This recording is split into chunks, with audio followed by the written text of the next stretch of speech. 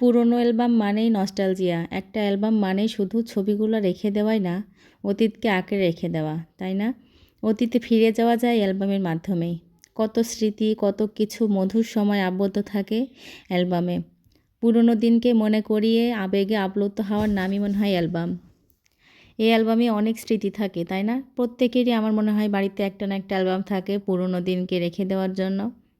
পুরনো স্মৃতিকে মনে করার জন্য। আমাদেরও তার ব্যতিক্রম না। এই যে আমার শাশুড়ি আমাকে দেখাচ্ছিল পুরনো দিনের ছবি, জারিনের বাবা, জারিনের দাদু, জারিনের দাদুভাই, তারপরে জারিনের ফুপ্পি, আরও অনেকে ছিল, সবাইকে দেখছিলাম। আর এই ছোট্ট বাচ্চাটা হচ্ছে হুমায়রা, এখন অনেক বড় হয়ে গিয়েছে। আজকে একটা অ্যালবাম কিনে নিয়ে এসেছিল জারিনের দাদু, অ্যালবামটাতে ছবি রাখার জন্য। আগে পুরনো একটা অ্যালবাম ছিল, সেটা নষ্ট হয়ে গিয়েছে, তাই নতুন আরেকটা কিনে নিয়ে এসেছে।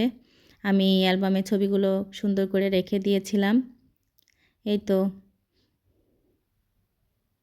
আর সবাইকে দেখছিলাম, সবার গল্প শুনছিলাম। আমি অ্যালবামে সুন্দর করে ছবিগুলো রেখে দিলাম সাজিয়ে, আর দেখছিলাম সব কিছু। এই তো সকালবেলার নাস্তাতে কফি খেয়ে নিলাম, আর সাথে খেয়ে নিলাম পোড়া পাউরুটি। আমি মাঝে মাঝেই সকালবেলা কফি আর পোড়া পাউরুটি খেয়ে থাকি। আর এখন দুপুরে রান্নার জন্য এই যে গুছিয়ে নিয়েছি, ডিম রান্না করব ছোলার ডাল দিয়ে, আর রুই মাছ রান্না করব এমনিতেই। এই তো আমি ডালটা সিদ্ধ করে ডিম ভুনা করব, আর মাছটা রান্না করব শুধু। এখন আমি ভাতের চালটা ধুয়ে ভাত বসিয়ে দিব।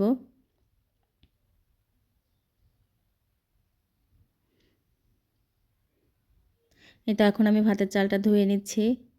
এক হাত দিয়ে ক্যামেরা ধরা আর এক হাত দিয়ে রান্না করা অনেক টাফ হয়ে যায়। এই তো আমি ভাতটা বসিয়ে দিলাম, আর এখন ডিমটা সিদ্ধ করে নিব।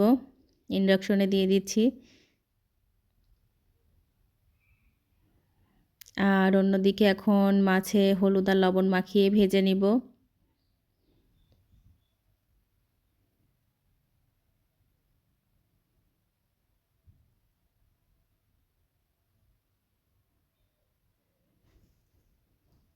আমি ফ্রাই প্যানে তেল দিয়ে দিয়েছি পরিমাণ মতো। গরম হয়ে আসলে আমি মাছগুলো একে একে ভেজে নিব।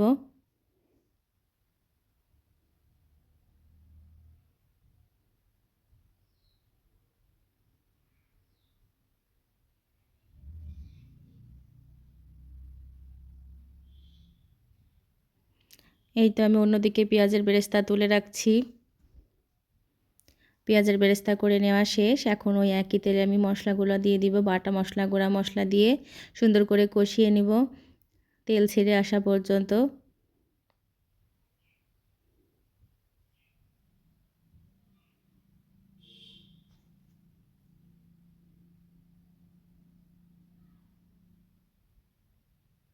আর আমি এখন ডালটা সিদ্ধ করে নিচ্ছি প্রেসার কুকারে।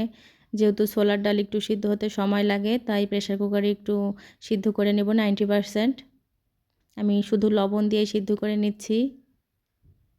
বাকি মশলাটা আমি কষিয়ে তারপর ডালের মধ্যে দিয়ে দিব। আর এদিকে ঝোলের পানির বলক চলে আসছে, আমি মাছগুলো দিয়ে দিচ্ছি। আমি এই পর্যায়ে ঢেকে দিব। আর লাস্ট পর্যায়ে কিছু কাঁচামরিচ ছড়িয়ে দিচ্ছি অ্যাজ ইউজুয়াল।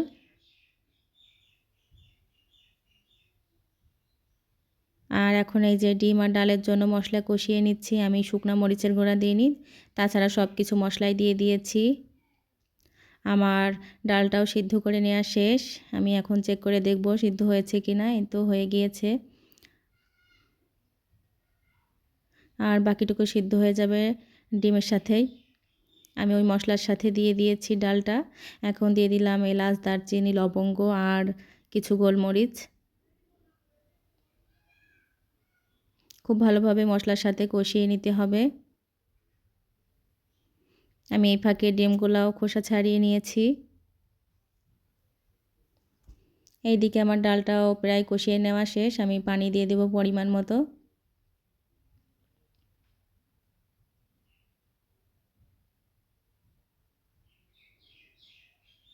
রান্না করতে করতে বাহিরে আসলাম।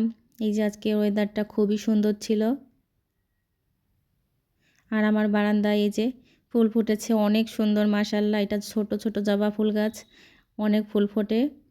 ফুল গাছ দেখলে আসলে মনটাই ভালো হয়ে যায়। সকালে রাতে আমি দেখি, খুবই ভালো লাগে। আর বাড়ির মধ্যেই অ্যালোভেরা গাছটা হয়েছে অনেক সুন্দর। এদিকে আমার ডিমটাও প্রায় রান্না করা নেওয়া শেষ। আমি এখন ডিমগুলা দিয়ে দিব।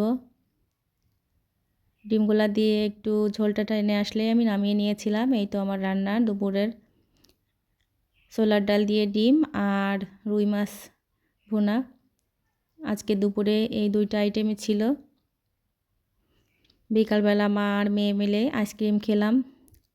আমাদের ফ্রিজে আসলে আইসক্রিম থাকেই। জারিনের বাবা যখন আইসক্রিম নিয়ে আসে অনেকগুলা করে নিয়ে আসে, আমি আর আমার মেয়ে খাই। আমি বেশি খাই না, আমার মেয়ে যতক্ষণ না পর্যন্ত শেষ হবে আইসক্রিম সে খেয়েই যাবে।